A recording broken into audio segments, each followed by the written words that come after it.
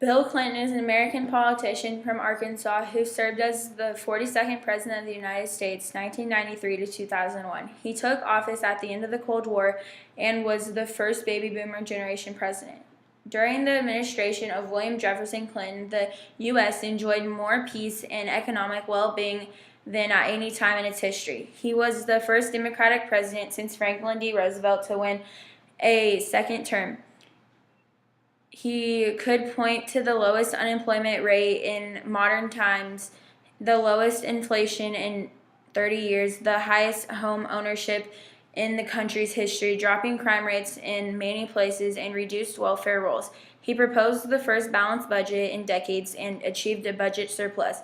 As part of a plan to celebrate the millennium in 2000, Clinton called for a great national initiative to end racial discrimination. After nearly 14 hours of debate, the House of Representatives approved 2 articles of impeachment against President Bill Clinton, charging him with lying under oath and to a federal grand jury and obstructing justice.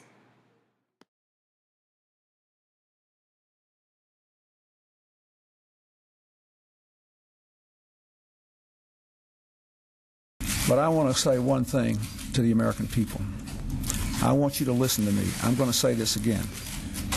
I did not have sexual relations with that woman, Miss Lewinsky.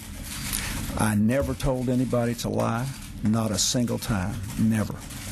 These allegations are false, and I need to go back to work for the American people. Thank you.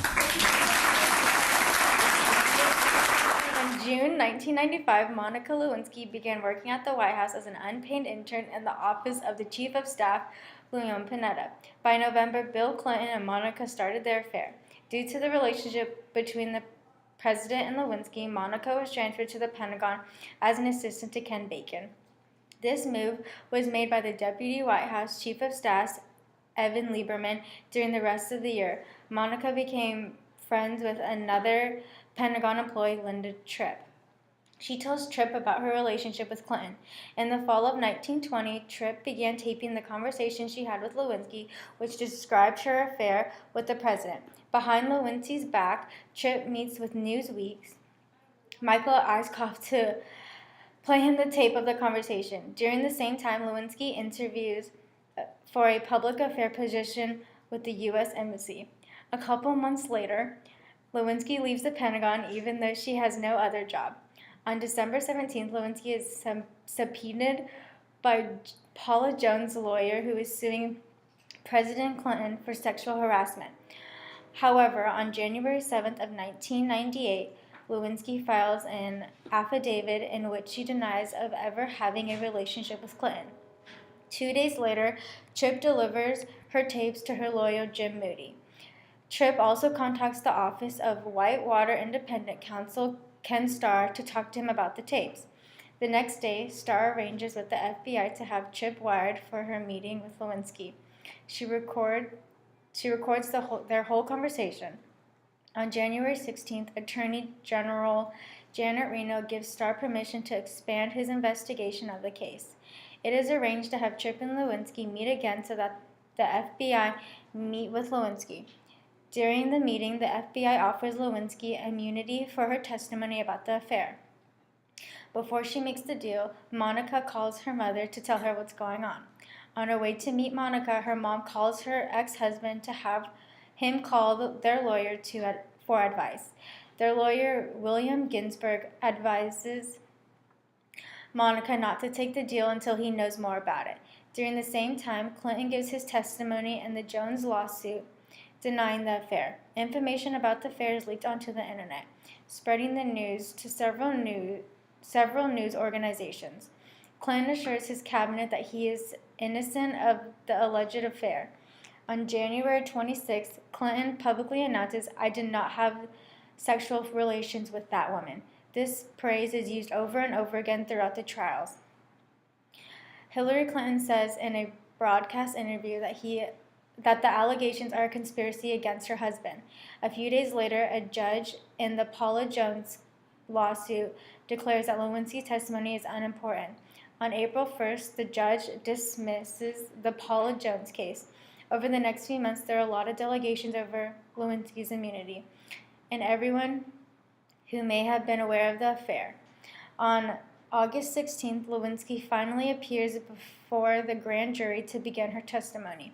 President Clinton goes on national TV and admitting his inappropriate relationship with Monica Lewinsky after giving her testimony to the grand jury. I testified before the Office of Independent Counsel and the grand jury. I answered their questions truthfully, including questions about my private life, questions no American citizen would ever want to answer. Still, I must take complete responsibility for all my actions, both public and private. And that is why I am speaking to you tonight. As you know, in a deposition in January, I was asked questions about my relationship with Monica Lewinsky. While my answers were legally accurate, I did not volunteer information. Indeed, I did have a relationship with Ms. Lewinsky that was not appropriate. In fact, it was wrong. It constituted a critical lapse in judgment and a personal failure on my part for which I am solely and completely responsible. But I told the grand jury today, and I say to you now, that at no time did I ask anyone to lie, to hide or destroy evidence, or to take any other unlawful action. I know that my public comments and my silence about this matter gave a false impression. I misled people, including even my wife. I deeply regret that. I can only tell you I was motivated by many factors. First, by a desire to protect myself from the embarrassment of my own conduct. I was also very concerned about protecting my family. After Clinton publicly denied the affair, on August 6, Monica Lewinsky appeared before the grand jury to begin her testimony. And on August 17, President Clinton testified.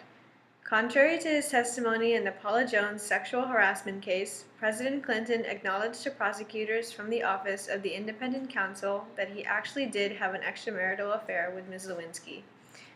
Clinton spoke live via closed-circuit television to a grand jury in a nearby federal courthouse. He was the first sitting president ever to testify before a grand jury investigating his conduct. That evening, President Clinton also gave a 4-minute televised address to the nation in which he admitted he had engaged in an inappropriate relationship with Lewinsky, as we saw in the video. Less than a month later, on September 9, Kenneth Starr submitted his report and 18 boxes of supporting documents to the House of Representatives. Released to the public 2 days later, the Starr report outlined a case for impeaching Clinton on 11 grounds, including perjury, obstruction of justice, witness tampering, and abuse of power, and also provided explicit details of the sexual relationship between the president and Ms. Lewinsky. On October 8, the House authorized a wide-ranging impeachment inquiry, and on December 11, the House Judiciary Committee approved 3 articles of impeachment. On December 19, the House finally impeached Clinton.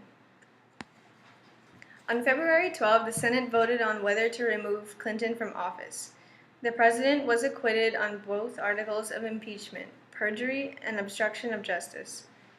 The prosecution needed a 2/3 majority to convict, but failed to achieve even a bare majority. Rejecting the first charge of perjury, 45 Democrats and 10 Republicans voted not guilty, and on the charge of obstruction of justice, the Senate was split 50-50. After the trial concluded, President Clinton said he was profoundly sorry for the burden his behavior imposed on Congress and the American people. He was the second president in American history to ever be impeached and vowed to finish his term. Who is Jennifer Flowers? You know her. Oh, yes. How do you know her? How would you describe your relationship? Very limited, but until this, friendly, but limited. I met her in the late 70s when I was Attorney General. And she was one of a number of young people who were working for the television stations around Little Rock. And, the people in politics and the people in the media knew each other then, just as they do now. She left our state, and for years I didn't really hear from her and know what she was doing. Then she came back, I don't know, sometime a few years ago, and went to work again in the state. So that's who she is. Was she a friend, an acquaintance? Does your wife know her? Oh, yes. sure. She was an acquaintance, I would say a friendly acquaintance. She's a legend and is described in some detail in a supermarket tabloid, which she calls a 12-year affair with you. That allegation is false. When this woman first got caught up in these charges, I felt, as I felt about all of these women, that, you know, they've just been minding their own business and they got hit by a meteor. I mean, it was no fault of their own. We reached out to them. I met with 2 of them to reassure them. They were friends of ours. I felt terrible about what was happening to them. You know, Bill talked to this woman every time she called, distraught, saying her life was going to be ruined. And, you know, he'd get off the phone and tell me that she said sort of wacky things, which we thought were attributable to the fact that she was terrified. It was only when money came out, when the tabloid went down there offering people money to say that they had been involved with me, that she changed her story. There's a recession on, times are tough, and I think you can expect more and more of these stories as long as they're down there handing out money. I'm assuming from your answer that you're categorically denying that you ever had an affair with Jennifer Flowers. I've said that before, and so is she. A big factor in Clinton's impeachment was how various women accused Clinton of sexual misconduct and harassment. Clinton has only admitted to having extramarital relationships with Monica Lewinsky and Jennifer Flowers, and has denied every other allegation against him. Jennifer Flowers came forward during Bill Clinton's 1992 presidential election campaign, stating that she had a 12-year relationship with him. After Clinton denied having a relationship with Flowers on 60 Minutes, she held a press conference in which she played tape recordings she had secretly made of the phone calls with Clinton. He apologized publicly to Mario Cuomo for remarks he made about the then governor of New York on the tapes. In his presidential deposition in January 1998, Clinton admitted that he had a sexual encounter with Flowers. In 1998, Flowers admitted that she had made a total net profit of $500,000 by publicizing her alleged affair with Clinton to Penthouse, Star Magazine, and other news sources. In his 2004 autobiography, My Life, Clinton acknowledged testifying under oath that he had a sexual encounter with Flowers. He stated that it was only one occasion in 1977. Both Juanita Broderick and Eileen Wellstone publicly alleged Clinton of sexual assault. In Broderick's allegation, she agreed to meet with Clinton for coffee in the lobby of her hotel, but he asked if they could go down to her room to avoid a crowd of reporters.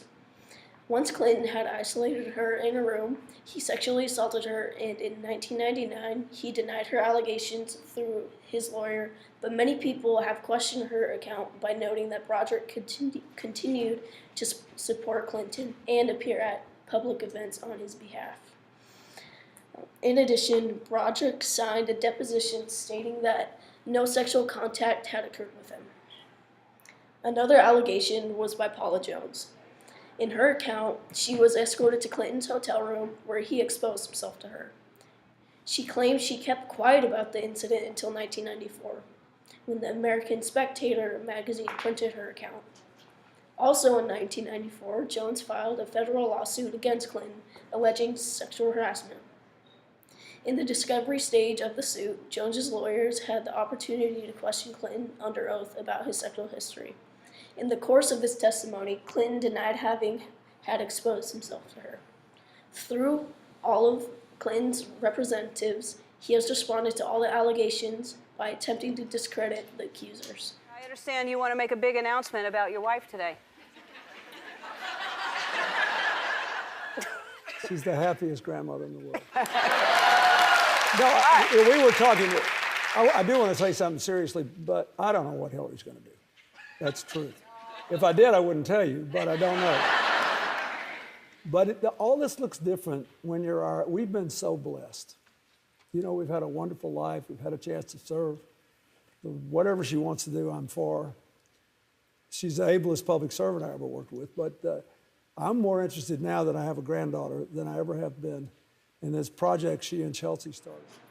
After Bill Clinton left the White House, he moved to New York, the home base of the state's junior member of the United States Senate, Hillary Clinton. The former president keeps an office in New York City and maintains an active speaking schedule. His energies are devoted to two common post-presidential chores: writing a memoir and overseeing the creation of his presidential library in Little Rock, Arkansas.